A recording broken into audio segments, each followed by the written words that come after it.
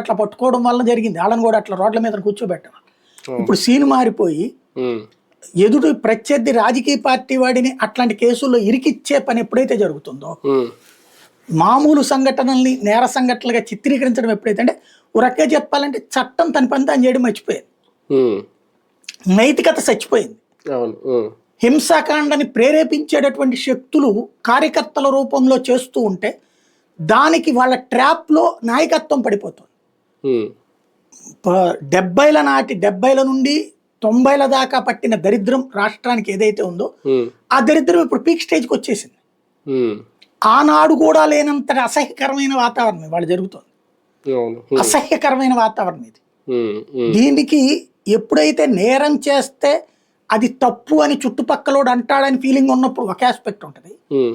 నేరం చేస్తే గ్రేట్ రా, నువ్వు చేస్తుంది రైట్ రా అని ప్రశంసిస్తారు అంటే ఉండే వాతావరణం వేరుగా ఉంటుంది.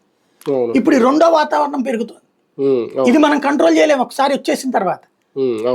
మళ్ళీ చంద్రబాబు పుట్టాలి, ఏది ఆనాటి చంద్రబాబు పుట్టాలి. ఇప్పుడు చంద్రబాబు దాన్ని చెడగొట్టేసుకున్నారు. చంద్రబాబు తన మీద ఉన్న 99 2004 వరకు ఉన్న ముద్ర ఏదైతే ఉందో ఆ ముద్ర ఈ దఫా లేదు.